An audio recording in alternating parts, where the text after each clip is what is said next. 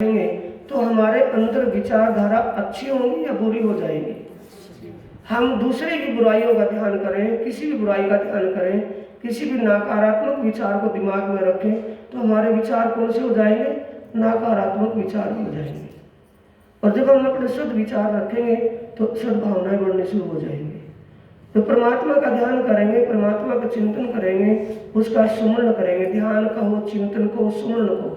सुमरण का मतलब जाप से नहीं है, मैंने पहले बोल दिया ना, अभी जाप से नहीं है, माला से नहीं है। सुमरणी तो हाथ में होती है, उसका नाम सुमरणी से ये ना लेना कि भी सुमरणी से सुमरण किया जाएगा, नहीं, कुछ जरूरत नहीं है।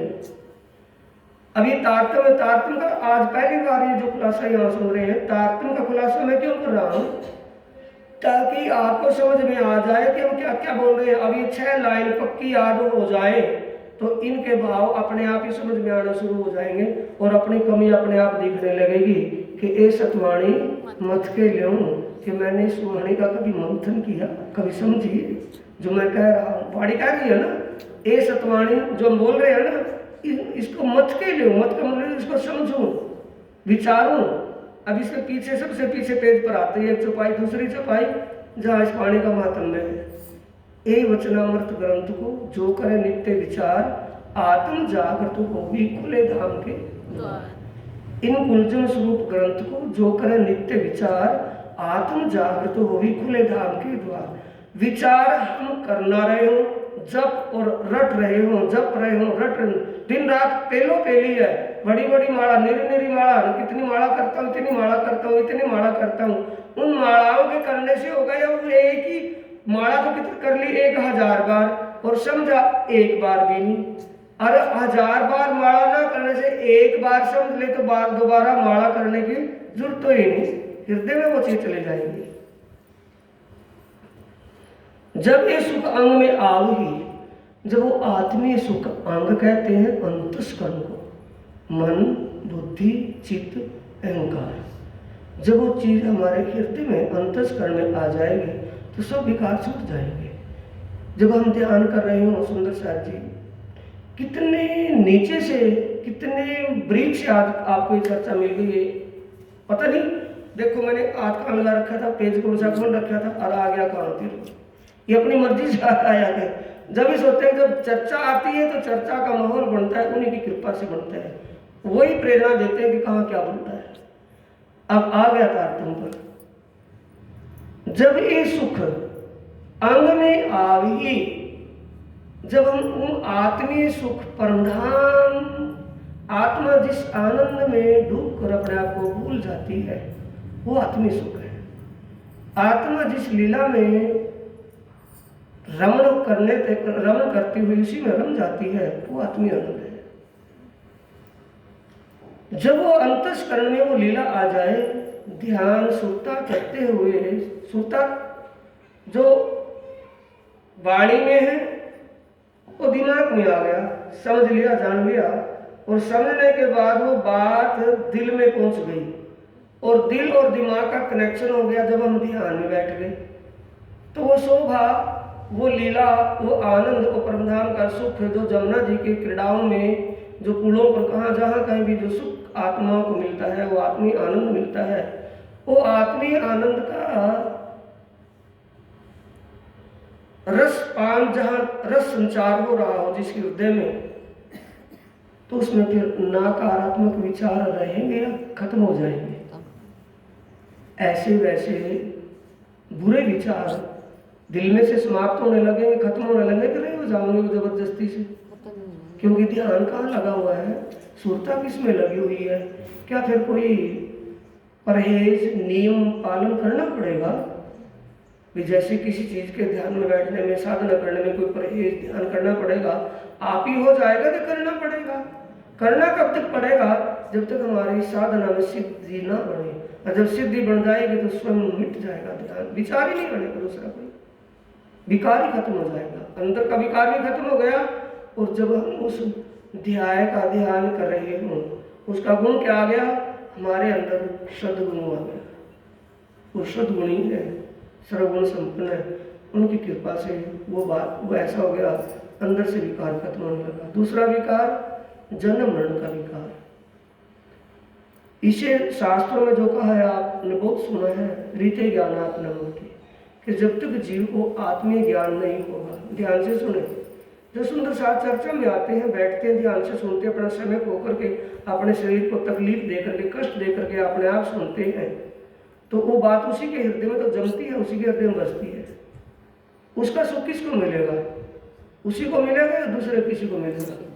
तो उसके लिए यहाँ यही कहना होगा, जिसने पार्वन परमात्मा के शोभा स्वरूप धाम लीला को, यानी कि आत्मीय आनंद को समझ लिया, जान लिया, और उसकी सुरता वहाँ लगने लगी, उसके हृदय में वो चीज़ बस गई, उसका विकार समाप्त हो गया। दूसरा जो कहने की बात थी, वो शास्त्रों में लिखा है रीते ज्ञानात्म मुक्ति। जब तक जीव को आत्मीय ज्ञान नहीं होगा तब तक उसको मुक्ति नहीं होगी। अब आत्मीय ज्ञान आप दिन रात जो सुन रहे हैं, ध्यान से चित्त होकर के सुन रहे हैं, और आत्मीय ज्ञान आपके दिमाग में आ रहा है, समझ में आ रहा है, वो बात दिमाग में बैठती जा रही है, तो वो तो जानने के लिए कि रीते ज्ञानात्म मुक्ति परमात्मा को जाने बिना, वो जानने के बाद, समझ में आने के बाद हृदय में चला गया, और अपनी समझ दिमाग और दिल के दोनों का एक तार बन गया। जब आप ध्यान में बैठे हो तो आपका विकार जन्म मरण का भी छूट जाएगा, रह जाएगा, छूट जाएगा। जब परमात्मा की शोभा, परमात्मा की लीला हृदय में वास कर गई, तो वह फिर जन्म मरण से छुटकारा मिलेगा ना मिलेगा? दोनों विकार खत्म हो जाएंगे, नहीं हो जाएंगे? मेरा अपना तजर्बे की बात छोड़िए, आप अपनी आत्मा क्या गवाही देती है? जब हम अच्छे विचारों में, अच्छे विचार का मतलब जब आत्मीय आनंद में खोए हुए हों, उस परमधाम की शोभा या परमात्मा की श्रृंगार शोभा, परमात्मा की प्रेममय लीलाओं में हम सराबोर हो रहे हैं, सुरता उसमें लगी हुई है, रोज रोज लगा रहे हैं, तो हमारे अंदर विचार, अच्छे विचार आएंगे उन लीलाओं का ध्यान करने से, कि बुरे विचार आएंगे? बुरे विचार अपने आप चले जाएंगे अंदर से, कि उनको भेजना पड़ेगा? वो चले जाएंगे और वो दूसरे बस जाएंगे, और विकार भी खत्म हो गया। दूसरा विचार कौन सा? दूसरा विकार मरने जीने का है। जब परमात्मा को जान लिया, समझ लिया, उसका ध्यान करने लगे, तो मरने जीने वाले विकार से भी बच गए या रह गया फिर वो भी विकार? तो कहा है जब ये सुख अंग में आवे तब छूट जाए विकार। जब सुख कब अंग में आवे? जब उन सुखों को जानेंगे, समझेंगे, कौन से आत्मीय सुख है, क्या लीला है, क्या मतलब, क्या चीज है, वो समझ में आएगी, दिल में बसेगी, तभी विकार छूटेगा। कि इसके जपने से छूटेगा?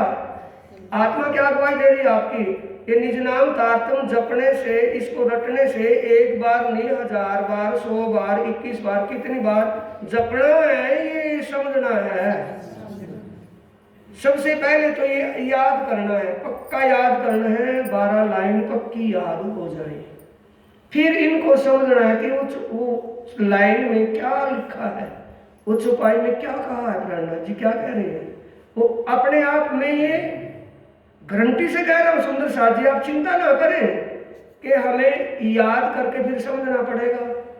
जब याद हो जाएगा, समझ में अपने आप आना शुरू हो जाएगा। गारंटी से कह रहा हूँ, ये ना चिंता करना कि हमारी समझ में नहीं आएगा। पहले सिर्फ हमें याद करना है, निज नाम पक्का 12 लाइन 6 चौपाई पक्की याद हो जाए, और फिर एक एक बोल को ध्यान से समझते चले। एक एक बोल लें, एक एक बोल बोल लें और उसको समझिए। अनादि अक्षरातीत से समझना शुरू करना, श्री कृष्ण नाम से नहीं है। अनादि अक्षरातीत पार ब्रह्म परमात्मा की शक्ति जो अब से पहले ब्रज लीला में श्री कृष्ण जी के स्वरूप में आई थी। कौन आया था? धनी का जोश और आवेश, अक्षर की सुरता, धनी का जोश और आवेश ब्रज लीला में, और धनी उस अक्षर की सुरता नूर, अक्षर की सुरता, धनी का जोश और हुक्म आवेश, और श्यामा जी की सुरता और अशराफिल फरिश्ता जागृत बुद्ध, वो सब अब महामत के तन में आई हुई है। तो अब फिर जाहिर हो गए, तो किस रूप में जा रहे हैं? प्राणनाथ जी के स्वरूप में या श्री कृष्ण जी के स्वरूप में? ये विश्वास हो जाएगा ना, हमें समझ बनी तभी तो विश्वास हुआ, और विश्वास हुआ तभी तो उसके प्रति समर्पित भाव बढ़ेगा। और जब समझ ही नहीं बनी, विश्वास ही नहीं हुआ, समर्पित भाव कहाँ से लाएंगे? आज सारी जगह हैंड जब क्यों हो रही है इस बात की, सेवा का भाव क्यों नहीं है कि वो पता नहीं आचार्य किस रूप से वो महाराज लोग कैसे उनको समझाते हैं, कैसे वो चर्चा करते हैं, उनके पास कैसा सिस्टम वो जानते हैं। लेकिन हम मूल से लेकर के चले ताकि सुंदर साथ कोई अनभिग ना रहे। सबसे पहले उस तारतम को पक्का याद करना, पक्का याद करना है, फिर उसको समझना है, फिर वैसे हमें करना है। तारतम ही समझ में आ गया तो ये समझ पूरी वाणी समझ में आ गई। बोलो श्री प्राणनाथ प्यारे की जय, श्री सतगुरु महाराज की प्रणाम।